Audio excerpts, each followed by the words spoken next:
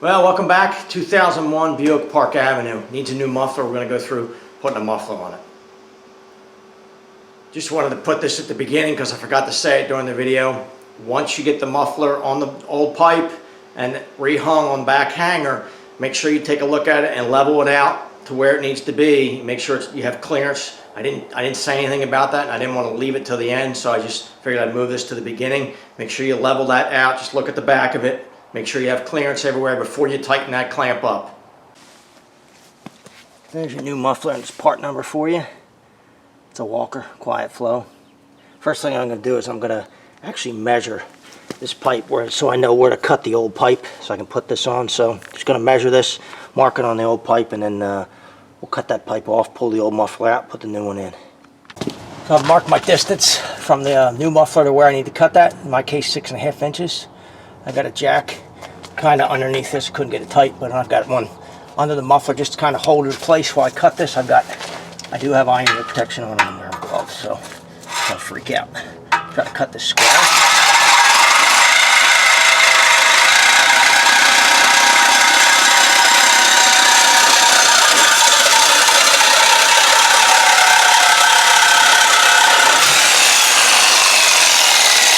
Diablo blade. I'll talk a little bit more about this blade at the end, but these blades are really nice. I'll tell you how I kind of came to use them, but pretty easy. So rather than try to fight this corroded and get it out of here, I'm just going to remove the whole hanger.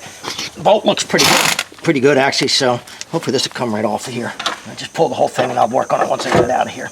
It'll be easier. Yeah, there's the bolt. Now I knocked the camera. Whoa! Knocked you all over the place. All I did was undo this bolt, this nut. I'm going to pull the whole thing off once I get it out of the car underneath, and I should be able to, hopefully without too much problem, get this whole hanger off of here, I hope. Just pry it off here. Yeah, that's what we'll do.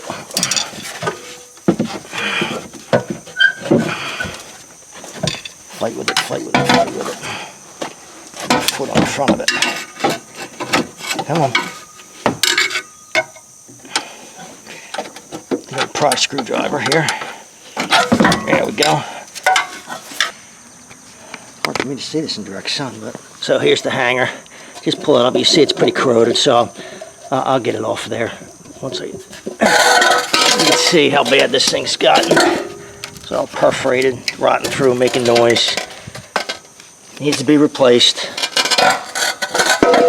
Now I can get something on here to just get this off of here. Maybe I'll just try to squeeze it and cut it off. We'll see. There you can see the end of this. Now the easiest way for me to do that was just kind of push the bushing aside, go in there with the saws on, cut that end off, slide it right off. A lot easier than trying to fight it and pry it off of there. So I'm just going to go with a file here, just deburr this where it slides onto the pipe. Doesn't take much, but should make the replacement pipe going a little easier. So I'll make sure I get that cleaned off. And by the way, this pipe is not bad. This pipe looks good. If this was rotted or looked really bad, then you'd have to replace this whole thing. But I believe, I can't say for sure, but I believe this is the original muffler on this car at 190 some thousand miles. Alright, so just clean it up. It's nice and smooth on the outside. Now I can just slide this muffler back in here. That was a little beat up. Hopefully a little bit of massaging there to clean it up. Get it round, hopefully enough that I can slide it on here. I hope. We'll see. Yep, there it goes. So it's just a little beat up. So I'll wiggle that on. Get that all the way down on there. Looks good. I have to put my hanger back in place here. I hope. Yep. There it is. I'll show you that in a second. But it looks like they're happy right now. So one thing you could do is just kind of look down the tunnel. Make sure you're still in the middle. Make sure you haven't pulled it one way or the other. I'm going to get my clamps 2 1/4 for this one. Clamp it here loosely at first. Put my tighten my bracket back up. I'll do that first. All right. Now I turn my air back on. Probably work a little better. That's it. All right. I'm gonna get my clamp. Tighten that up. Just put the clamp in here.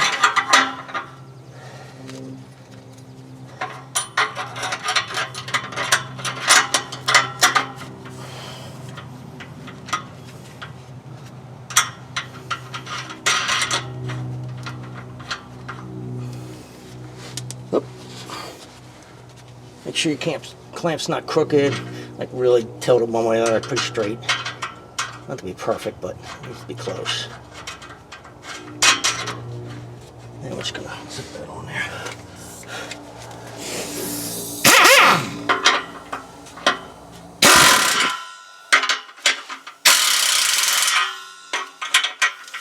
That's good.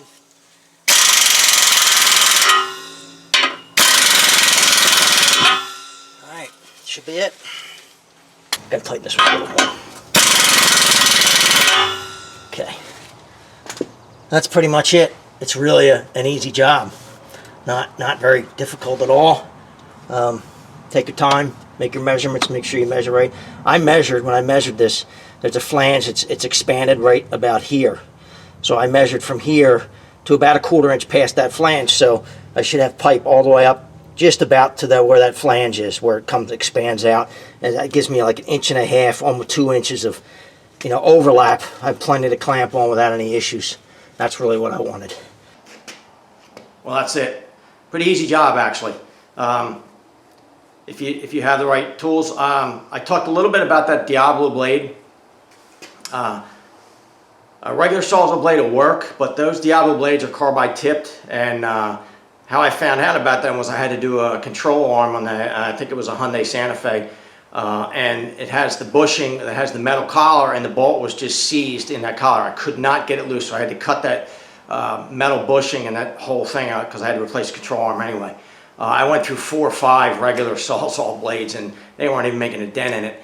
So I did a little bit of investigation, and those Diablo blades were getting really good reviews, so I went and got one. They're not cheap compared to other blades. Other blades, a couple dollars. This is probably $10, $12 for this blade, but it cut through that bushing on both sides in about 30 seconds, and it was done. So they're nice blades. If you need to do this kind of work, it's worth the $10 or $12 or whatever it is to get it. This is a pretty easy job for this car. Really, half an hour.